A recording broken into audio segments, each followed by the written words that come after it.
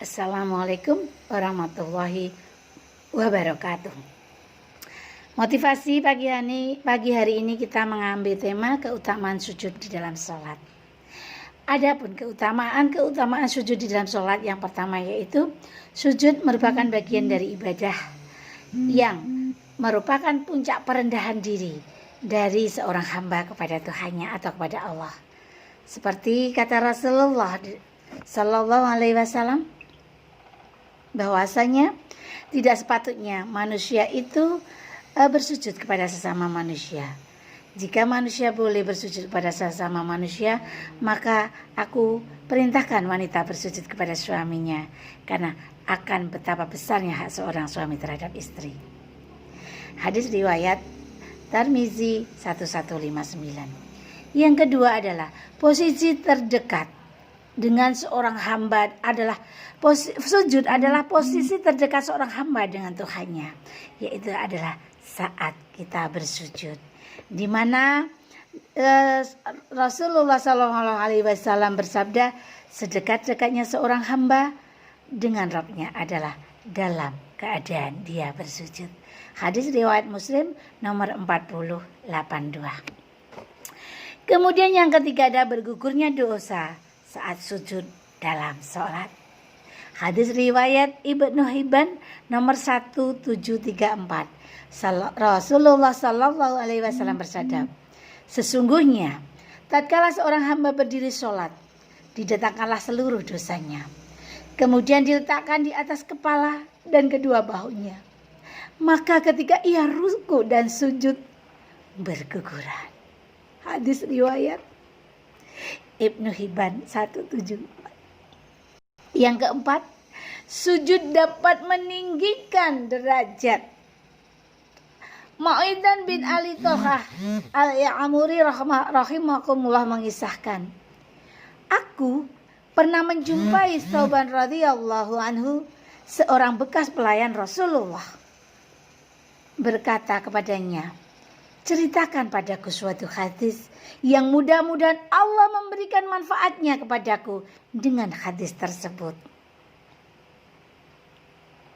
Thauban radhiyallahu anhu menjawab, hendaklah engkau bersungguh-sungguh memperbanyak sujud, karena aku mendengar Rasulullah Sallallahu Alaihi Wasallam bersabda, tidaklah seorang hamba pun yang bersujud kepada Allah dengan sekali sujud, melainkan Allah akan mengangkatnya beberapa derajat dan menghapuskan beberapa dosa. Hadis riwayat Ibnu Abban nomor 1735. Yang kelima, memperbanyak sujud merupakan wasilah syariah untuk dapat berkumpul bersama Nabi Sallallahu Alaihi Wasallam di surga. Rabi'ah bin Ka'ab Aslami radhiyallahu mengkisahkan, saya bermalam bersama Rasulullah Sallallahu Alaihi Wasallam, lalu aku membawakan air wudhunya dan air untuk hajatnya. Maka beliau bersabda kepadaku, mintalah kepadaku. Maka aku berkata, aku meminta kepadamu agar aku menemanimu di surga. Beliau berkata, atau ada selain itu? Aku menjawab, itulah yang dia katakan. Maka beliau menjawab, bantulah aku untuk mewujudkan keinginanmu dengan banyak melakukan sujud. Hadis riwayat Muslim nomor 489. Arti dari memperbanyak sujud adalah satu. Berkata Syekh Basul Hafizullah, yang dimaksudkan dengan sujud di sini ada melakukan sholat sunnah. Hal ini dikarenakan sujud yang dilakukan di luar sholat tanpa sebab, hal itu tidaklah dianjurkan. Jika demikian, apa alasan kami mencantumkan hadis ini sebagai keutamaan sujud? Padahal pengertian sujud di sini ada banyaknya sholat sunnah. Jawabannya adalah sebagaimana dikatakan oleh Syekh Basulullah, bahwasanya sujud adalah sebanyak-banyaknya atau baca sebesar-besarnya amalan soleh yang dapat merealisirkan peribadatan kepada Allah.